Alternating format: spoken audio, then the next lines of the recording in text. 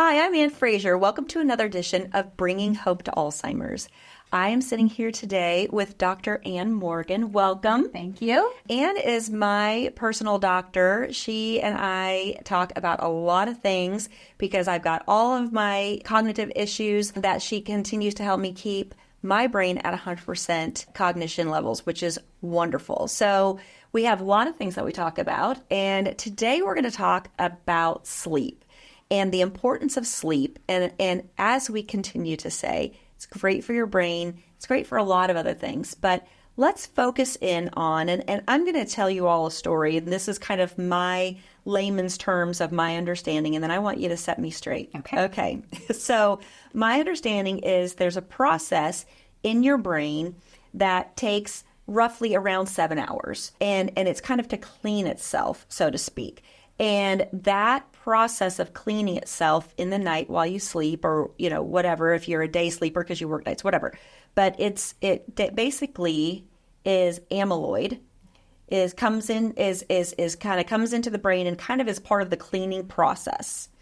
And so for someone, we have all met that person that says, I go best off of 4 hours of sleep. I never get more than that's what I need. That's all I need. I'm at my best. And they do that pretty much for all of their teens, 20s, 30s, 40s. And again, my understanding is that day after day, week after week, month after month, year after year, decade after decade, you do that. Sometimes the amyloid can run amok. It's not sure. It doesn't get to complete its cleaning process on a regular basis. So it sometimes overproduces amyloid, which can cause it to start building up. And that can cause things to run amok a little bit in the brain. And so sleep alone, or the lack thereof, can cause this process. This can actually cause Alzheimer's. It can. Okay. Yeah. Okay. So I did okay. No, I think you did. I think you gave a great explanation, honestly. Okay. And I don't know a lot about the role of amyloid specifically, but I absolutely know that there are studies that show that there is a cleaning process that happens when we're sleeping. And it really depends on what stage of sleep in particular. So you may be in bed for 7 hours, which is great. And I absolutely agree with you. I do know people that say they're fine on 4 hours, but I venture to guess that if they actually gave themselves 7, then they would be even better. But it's hard to argue with those people that are convinced that they only need 4 hours. But what happens when we sleep is that we hit different stages of sleep, right? So most people are pretty familiar with these and maybe have heard of them. There's a light stage of sleep, there's an REM stage of sleep, and then there's a deep sleep. And so in the light stage of sleep, there isn't a whole lot that's happening in that cleanup process that you talked about. In the REM stage of sleep, that's when the cleanup process happens to reset our brains. So when we're dreaming, that's really good for our brains. So it's a question I ask my patients all the time. Are you dreaming? Do you dream? Do you remember your dreams? So some people very rarely dream, and that means they're probably not hitting that REM stage of sleep, which is actually restorative for our brains. The deeper sleep tends to be more restorative for our bodies. So for our physical energy, our muscle growth, and that kind of thing. So it does depend on the stage of sleep. And the way our circadian rhythm works is that roughly every 1.5 hours, we should be cycling through the stages of sleep. So yeah, I think you had it pretty right. Yeah. Okay. So question, if you're in deep sleep that you said is more body restorative, are you dreaming in that stage too? Not usually. I dream all the time. It feels like that. I does. Yeah. I feel like I wake up in the morning and I can tell you 15 dreams, and within about 10 minutes, I can't remember that. I know. Yes, that's very normal. But when I wake up, I'm like in them still almost. Mm-hmm. But okay. Yeah. So, do you track your sleep? Is that how you know that? I mean, do you ever track your sleep? Well, I have my Apple Watch and I have a sleep number bed, but I actually don't really track it because there's times, especially if during the week, there's been a night that because I'm pretty much an 8-hour-a-night girl. And so if there's a night I only get 6 or 7 due to working late or whatever, I typically now on the weekend, whether it's Saturday or Sunday, will just allow myself to sleep until I wake up. I love that. And on this last Sunday, I broke a world record and I slept till 10 a.m. Oh my goodness. Which is like way past 4 a.m. Yes. or 6 a.m. Like I really needed extra sleep. I know. Yeah. Interesting. Right? Yeah. Yeah. So I don't know. So should you track your Well, sleep? I think that's a good question. It's not the same answer for everyone. When my patients track their sleep and they can show me their stages of sleep, it is helpful. Now, there are better trackers than others. So an Apple Watch and a sleep number bed kind of give you some general ideas. I don't have my Aura ring on today, but an Aura ring is a better way to track your sleep. And I have gotten into that a little bit. And then a Whoop is another way to track your sleep. It's actually for real fitness-minded people and they track their sleep and their recovery. It's called a Whoop. I can't believe you don't know about it. I don't know about this. So it's kind of fascinating. And the answer is no, you don't have to track your sleep. If you are trying to figure out how to get better sleep, then sometimes that information can help you figure out what you're doing the night before or even the day before. And when you're trying to change behaviors to see if it helps you sleep better, that would be a beneficial time to track your sleep. So it doesn't have to happen every day. But the other thing that it can kind of be a pitfall for people is if they wake up and they get a sleep score of 60, then are they going to manifest a bad day, right? If you see that, oh my gosh, I didn't sleep good, today's going to be terrible, then of course, you don't want that kind of negative start to your day. But sometimes I do wake up with a sleep score of 60. It's rare, but it happens. And I just realize, I better be gentle with myself today. This may be a tough day, but I can do it. But it can be really interesting to track, especially when you're trying to modify behaviors to see if they're working to help you sleep better. Okay. For instance, alcohol. So one of the things that I have definitively figured out that if I have a glass of wine late in the evening, I will not sleep as well. And it is right there in hard data. So it really helps me modify my behavior surrounding a glass of wine. Right. And so we've talked a little bit about this. We all know to get good sleep that you want to shut off your electronics so many hours before bed, and you want to make sure that you have a dark room, and you want to make sure that you're sometimes like I've told you I'll put my Breathe app on and I'll just do like a breathing, activity that helps me relax and kind of get ready for sleep. So what are some other things besides the one we always hear about? So you just talked about no alcohol, and we've talked about maybe not eating yes. right before. What else can someone do about if they're just not really getting great sleep? Well, one thing you want to do is make it cool. So specifically when we talk about perimenopause, menopause, we often sleep hot at night, even if it's not a traditional hot flash. But even men and non-hormonally challenged people sleep better when it's cold. And maybe 67, which is pretty chilly. But we do sleep more soundly when we're there. We do want to avoid those the stimuli of alcohol, food at night, even the news. That's one that I think, even though we may know that we need to avoid blue light and that kind of thing, even if we're just listening to something, maybe it's not even a visual screen, but if we're listening to something stressful, particularly, a lot of the controversial things that are in the news today, if we get our dander up about something before we go to sleep, that's going to derail our sleep for sure. I think one of the things you can add to good sleep hygiene would be a warm bath at night. So there's something about taking a warm bath and then getting into a cool environment that really triggers our sleep as well. Okay. And can't you add like Epsom salts? Mm-hmm. Isn't that also helpful for the magnesium? It is. Your body absorbs that magnesium through the skin, and magnesium is a wonderful supplement for sleep. Yeah. Okay. There's some other good ones if you want me to touch on those. Please. So magnesium's wonderful. It's kind of having its moment right now in the wellness world. Everybody needs magnesium, and that's fine. And magnesium can be wonderful. But actually, there's some good sleep supplements that are actually a combination of things. And so tell me if this feels familiar. Maybe your friends have dealt with this, or maybe you yourself. And that is people that have trouble sleeping when maybe they go to sleep just fine. And they sleep for a couple hours, and then maybe you have a sore shoulder. So you roll over and you wake up just to adjust for that pain, and then boom, your brain is awake. Mm-hmm. And then your brain starts spinning. It's never usually the positive things that we think of at night. It's usually those negative things. What did I forget to do today? How am I going to remember to do that tomorrow? Is my daughter going to graduate? All the big things. So we start to worry about at night. And so when people struggle like that, then there's a couple good supplements that I like to recommend, and that's Pharma-GABA and L-theanine. And both of those are really good for anxiety, and people with really high anxiety can take them during the day.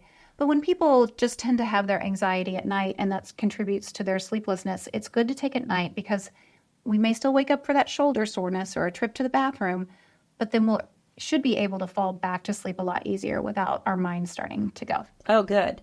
That's a lot. I mean, I went through a period of time, you and I talked about that quite a bit, where my mind would just race. Oh, I need to remember to call this person. Oh, shoot, I forgot to email this person. And on it goes. And then you find yourself just laying there for hours awake. And then it seemed like 10 minutes before my alarm clock would go off, I would actually finally fall into a deep sleep. And then you wake up and you're like, what day is it? Where am I? Right. And so those are really good things, because there's like over-the-counter things. Like can you talk to like not NyQuil, but night Z's. Yes. And some people start taking Benadryl just because of the sleep factor. There's all kinds of things that are over the counter, and there's a link to dementia with those. Can you speak to that? Yeah, I'm not sure that we know what the physiologic link is. Benadryl, it's actually Benadryl that's in all of the sleep things. So if you look, Benadryl, the generic name of Benadryl is diphenhydramine. So whether it's Unisom or Sleepy's or NyQuil or whatever your sleep medicine might be, you're going to find diphenhydramine there, which is Benadryl. And Benadryl has been shown to be a link to dementia. And so we definitely want to avoid those ingredients for sure. Yeah. And then even on a bigger scale, honestly, and sometimes they're needed for people. People take trazodone and Ambien, and sometimes it's needed. If it's the only thing that can get you sleep, then you should sleep, for sure. But my goal for my patients is to try to find other ways to get them off some of those things, because those have been linked to dementia as well. Right. So, and I took trazodone for a long time, and it becomes a weird thing. I'm not an anxiety person at all, but on the nights that I wouldn't take it, I would be so like, oh my gosh, if I don't take it, then I'm not going to get good sleep. And if I don't get good sleep, then tomorrow I've got a big day and I might not be able to be like as on as I want to be. So I might as well just take it. So that was a cycle I was in for a while. I was just worried about it, but I no longer take it and I'm sleeping great. So yeah. That may be your progesterone. Yes. Probably. Progesterone does help us sleep. Yes. Yeah. Yes. That. And then Thorn. That's a sleep. What's in Thorn? Well, Thorn is a brand of supplements. Okay. So I'm trying to think what it might have been that I would have recommended for you. So I'm supposed to take one of those at night, and I do. And I bet it does have that magic combination of ingredients that helps with thinking. So Pharmagaba, L-theanine, 5-HTP, and B6 are all good for that anxiety brain. So, even though it doesn't show up during the day for you. Right. Yeah. Exactly. This episode is brought to you by Thrive Once More. And I'm going to tell you a personal story, because Thrive Once More, I was looking for a new functional medicine, integrative medicine doctor, and I found Dr. Anne Morgan. She was a ER doctor for 22 years and got tired of seeing people come in so sick and just being able to treat the symptom that was happening at the moment and not really the inside of the body. So she started her own practice called Thrive Once More, where she helps men and women figure out what medical issues are going on in the body and how to get to the root cause so you can actually heal and not just take a pill or do something that's going to just treat the symptom and not the problem. So Thrive Once More, Dr. Anne Morgan, she's my personal doctor. If you want to make an appointment for just a quick consultation, you can go to thriveoncemore.com. And we want to thank her for being a supporter of this podcast. So let's also talk about melatonin. Okay. Because that's a big thing that people take. Some people cannot take it at all because it just makes them absolutely just so groggy they can't wake up in the morning. Then lately in the news, it's creeping in a little bit that maybe that's not so great to take. Can you speak to that? I would say in smaller amounts, it's probably fine to take, but it's probably not the best thing to try. It's probably not as effective as we would like to think it is. It's best when we're trying to reset our circadian rhythm. So traveling to Europe and back, melatonin may help you get on to a different schedule. For people that are shift workers and flipping between days and nights with their sleeping, that's where melatonin can help, because it is the signal to our brain that it's nighttime even when it's daytime. And so it doesn't really always fit in every night if you're on a night schedule of sleep, like most people are. So I don't know that it's the best thing to take. I don't know that it's as harmful as what we're hearing right now. It doesn't worry me too much when people take melatonin. Right. Yeah. Okay. There's one other product that's out. I have not tried it personally. I wonder if you've heard of it, but it's called Beam, Beam. It's kind of like a hot chocolate at night. Oh, I have heard of that. Have Yes. you? But it has L-theanine and is it reishi or and all kinds of things and a little tiny bit of melatonin. And anyway, you just mix it with water and you can warm it up so it's warm and drink that. And that's supposed to help people too who have that trouble with waking up. I think that makes sense. And the reason it does is because it really helps calm the brain. When you wake up, you fall right back to sleep. After that, whatever it is that woke you up, that trigger that woke you up, you're able to go right back to sleep with that kind of thing in your system. Good, good. So for our people out there that are struggling to get their sleep, we've talked a lot about that. What if all these things don't work? I would say you want to look for a mechanical reason why you're not sleeping. So mechanical barriers to sleep would be obstructive sleep apnea, which many, many people have. And even if you don't snore, sometimes you will have periods of what we call apnea, which is where you really do stop breathing for a little bit. Now, it's not life-threatening in the idea that if you stop breathing, you're going to die that night. Your body will wake you up. But that contributes to lots of people's restlessness. So we can find that out with a sleep study that your doctor can order. Sometimes snoring, when we do know the classic sleep apnea person is a very loud snorer, and they will even gag and stop breathing for a minute. And their spouse is usually very aware that, yes, they probably have sleep apnea because of their snore pattern. So that's something to pay attention to. We've seen that hypoxia at night, which is a low oxygen level, usually from sleep apnea, it absolutely contributes to dementia. So that's something to really pay attention to. Reflux is something that I hear about a lot from people that will wake them up. They may wake up just coughing. They may not have classic heartburn. So if you're waking up coughing, it's probably a physical regurgitation of your food up into your esophagus that eventually reaches the back of your throat and triggers a cough. Not eating before bedtime can be a good way to do that. And then some antacid type medications, which aren't great for your brain, but there are some more natural things you could do for that, but avoiding those triggers. And then pain, arthritis pain can be a barrier for people. Sciatica can be a barrier for people. And then heat and, traditional night sweats and hot flashes can really derail your sleep. So most of those things will have an answer. And so I would investigate that particular barrier for you. Okay, so let's just go back to sleep apnea for a moment and snoring. So typically it seems as though, and you can correct me, people who snore a lot, that can be because they drank the night before. I remember in college, roommates snoring on the nights that they drank. I'm like, oh my gosh, you cannot drink anymore. Or people who are a little overweight or obese. It seems like those people tend to either snore or have sleep apnea. Is there some correlation there?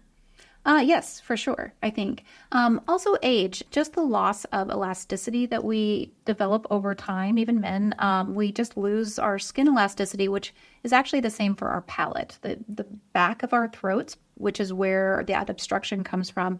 So as we lose collagen and elasticity in the back of our mouths and at the beginning of the top of our throat, that collapses and can contribute to snoring. Okay.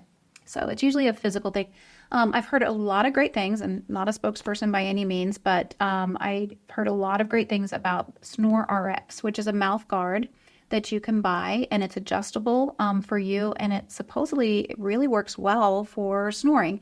So if you're not snoring, you're much less likely to have sleep apnea. So even if you didn't want to, you probably should get that checked out with a doctor at a formal sleep study. But if you didn't have the bandwidth to want to go down that road, a mouth guard to help with snoring could be a great first step. Okay, very good. What have we not covered today about sleep and the brain? Well, stress. We didn't talk about stress. Oh. Stress will sometimes keep you up at night. So stress is a big topic, probably a whole other podcast. Right. Yeah. But stress, I think, is one of those, it's the last frontier for me and my wellness is how do I manage my stress? But there are some things. So meditation, of course, at night, having good sleep hygiene just helps bring you down a little bit to a less stressed place right before you go to bed. And there's some great apps like your Calm app that you mentioned. I love an app called Healthy Minds. It's called the Healthy Minds program, and it's put out by the University of Wisconsin. And it's really, really good for just mindfulness. And it's not something that requires a lot of time. So that's a good tool.